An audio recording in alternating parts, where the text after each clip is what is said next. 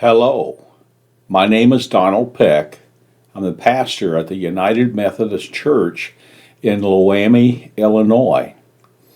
I make these videos and Bible lessons so that you may have something to consider in your in-home worship and or your in-home Bible study. The lesson today comes from Luke chapter 9. The story is the Transfiguration of Jesus. Begins with verse 28. Now, about 8 days after these sayings, Jesus took with him Peter and John and James, and they went up on the mountain to pray. And while he was praying, the appearance of his face changed, and his clothes became dazzling white. And then they saw two men, Moses and Elijah, talking to him. They appeared in glory and were speaking of his departure, which he was about to accomplish at Jerusalem. Now Peter and his companions were weighed down with sleep. In other words, they were sleepy. But since they had stayed awake, they saw his glory and the two men who stood with him. And just as they were leaving, Peter said to Jesus, "Master, it is good for us to be here. Let us make 3 dwellings, one for you, one for Moses, and one for Elijah," not knowing what he said. And while he was saying this, a cloud came and overshadowed them, and they were terrified as they entered the cloud. And then from that cloud came a voice that said, "This is my Son, my chosen, listen to him." And when the voice had spoken, Jesus was found alone. And they kept silent in those days, told no one any of the things they had seen. The word of the Lord. Thanks be to God. Well, it's time for Jesus to pray, and he wanted absolute privacy and elevation so that his time with God would not be interrupted. The location is believed to be Mount Hermon, which is over 9,000 feet in elevation. And if they were at the top, they were up pretty high. If you've been around America, you know that Denver is a mile-high city, 5,280. There are some towns that go up and down the mountain range that are higher than a mile than Denver. I used to go to Sturgis for motorcycle rallies, and the elevation of Sturgis is 3,800 feet. And other areas around there are even higher. So it gives you an idea as to how high they are up in the air. Where we live here in the plains, in the Midwest, where I'm sitting right now is only 600 feet above sea level. So it gives you a perspective. Well, they get to the desired location, and Jesus gives the guys a break, and he moves ahead to pray. The guys are tired, and they would have slept, but they heard voices. And they looked and saw Moses and Elijah chatting with Jesus about his departure from this world to the next. So, the suggestion was made to the 3 of them by Peter that, hey, guys, let's build 3 temples, one for each of you, and people will come up here and worship. Well, God intervened this conversation with a cloud that encompasses all of them, all 6 of them, Peter, James, and John, and then Jesus, Moses, and Elijah. And he gave a directive to all that said to listen to Jesus, who is his son, And then everything just disappears, and it's all of a sudden just the four of them: Peter, James, and John, and Jesus. Well, from this point on, in Luke's gospel and his account of the life of Jesus, through chapter 19, concerns the preparation of the disciples for ministry in light of his departure, in light of Jesus' departure from this world. So, that's kind of the background. Lessons. What do we get from this? Well, one of the things that struck me was, do you feel alone in this world? Well, geez, duh. Everybody has moments of aloneness. In fact, you can be in a crowd, shoulder to shoulder, such as at any amusement park, and you can feel alone. People all around you. Why? Because you don't have that connection. Well, the voice was telling them and us to listen to Jesus, and he will get you through the difficult days ahead. There is our connection, and this connection is a connection to the next world in which dwelling places are being built for us. See John chapter 14. Jesus has been there and now is there. According to his account, he's preparing a place for us, dwelling places for us. So, for us, we need to listen to the words of the Father and believe that Jesus is near us. In this mountaintop moment, the offer of partnership is being made to the disciples, Peter, James, and John. And Jesus is revealed as capable, as worthy, as glorified, and able. And how many times did Jesus come to their stead, even after he was gone, even after he had died? He sent to them protection in the way of angels of mercy and messengers of direction.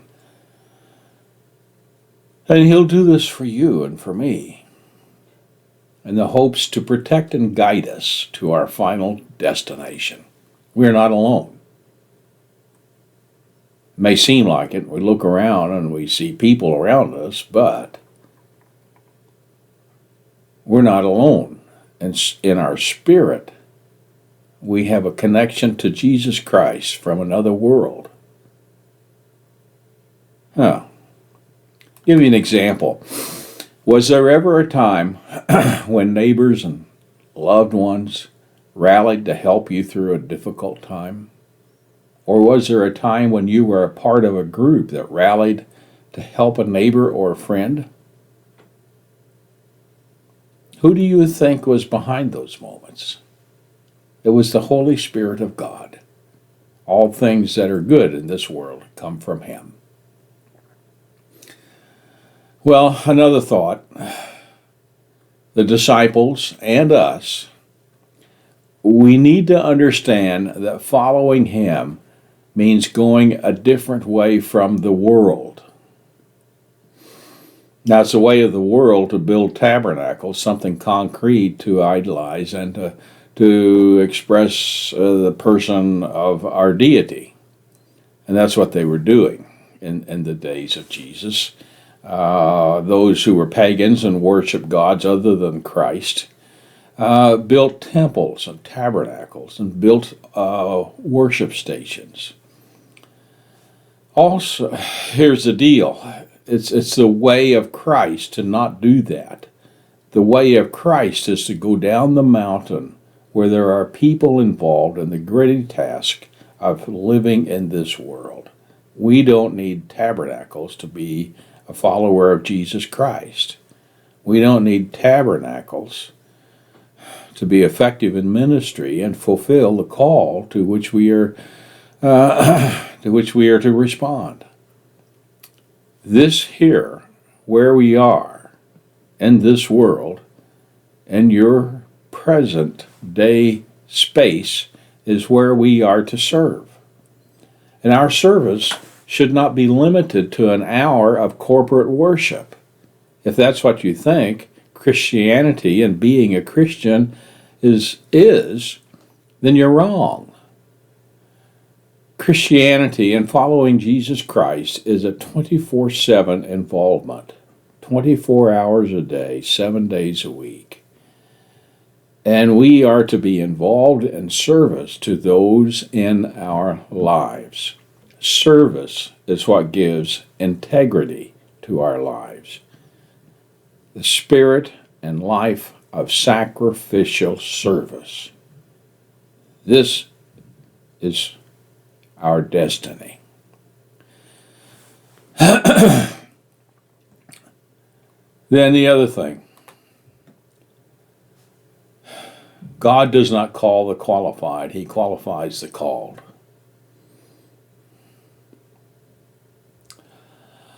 Oh, Peter, James, and John face a lot of stress and strain between this moment of revelation and the time of the death of Jesus. Luke's version of the story of Jesus tells us that Jesus uses the rest of his ministry to prepare the 12 for his death and resurrection. When they were called, remember down by the Sea of Galilee, they were not ready at that time to cast out demons or face the Sanhedrin council or become leaders of the Christian church. And they were surely not ready to face the death of Jesus Christ. But this mountaintop experience was part of their schooling and something they could remember when the going gets tough, something they can remember when they are required to rise above their own strength.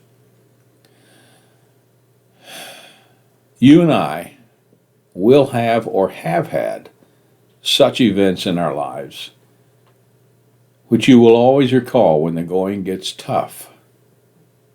This is all part of God's schooling. And then another thing, the event also gives insight to those privileged disciples about where God's plan is headed. Jesus is not just a meek Galilean teacher, nor should he be seen as someone who merely calls on us to love one another.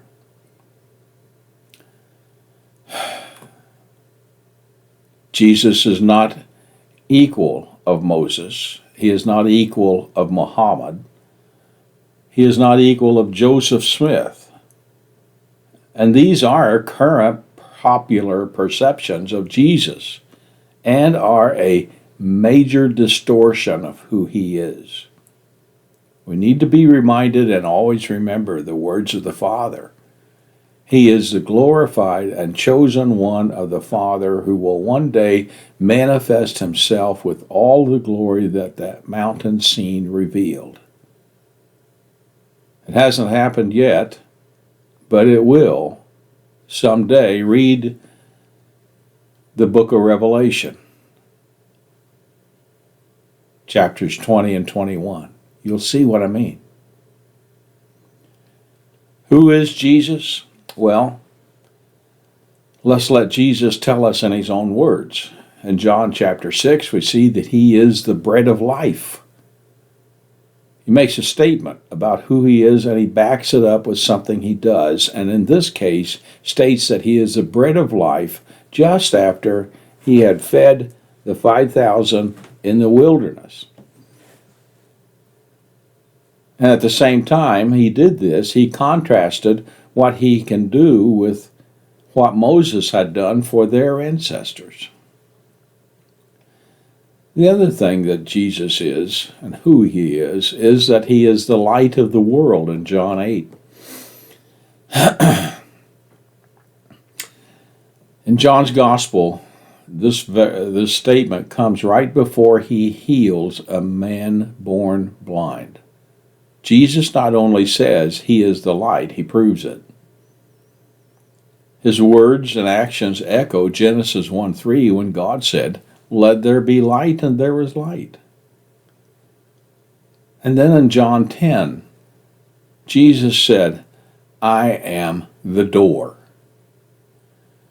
This "I am" statement stresses that no one can enter the kingdom of heaven by any other means than Christ himself. Christ's words in this passage are couched in the imagery of a sheepfold. He is the only one and the only way to enter the fold.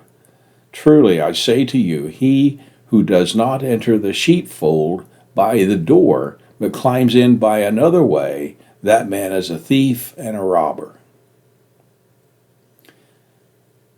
And then in John chapter 10, he makes a statement. He says, "I am the good shepherd." And with this "I am" statement, Jesus portrays his great love and care. He is the one who willingly protects his flock, even to the point of death. And then he says, "I am the resurrection and the life." Jesus made this "I am" statement immediately before raising Lazarus from the dead in John chapter 11. And again, we see that Jesus' teaching was not just empty talk. When he made a claim, he substantiated it with action. And so that should be our pattern of life. In raising Lazarus from the dead, he showed how he can fulfill Yahweh's promise to ancient Israel, which was, "The dead shall live and their bodies shall rise," in Isaiah chapter 26. Two more things. I am the way, the truth, and the life. And in this powerful "I am" statement of Christ, it's packed with meaning. Jesus is not merely one way among many ways to God. He is the only way. I've heard people say, well, there's many ways to God, many ways to worship God. No, the only way to God is through and believing in the story of Jesus Christ and worshiping Jesus Christ. That's it. Then I am the true vine. The final metaphorical "I am" statement in the Gospel of John emphasizes the sustaining power of Christ. In here, we are pictured as the branches and he as the vine. And just as a branch cannot bear fruit unless it is joined in vital union with the vine, only those who are joined with Christ can receive their power from him and produce fruit in the Christian life. One last thing. The one verse that stands out to me in this story is verse 29. I think it's fascinating. The appearance of his face changed and his clothes became a dazzling white. What this does, it reveals the true essence of Jesus Christ. And for a brief period, in front of those beloved disciples, the effects of this world gave way to the true nature of his heavenly being. Now there will be a time in our future when it's time to shed the body of this world and to become our true self as God meant us to be. And the story of Luke gives us an insight into that moment. Do you wonder what it'll be like for us? Well, I refer you to 1 Corinthians 15. Where Paul says, "And just as we have borne the image of the earthly man, so shall we bear the image of the heavenly man." I hope this gives hope for you as you think on these things. God bless you.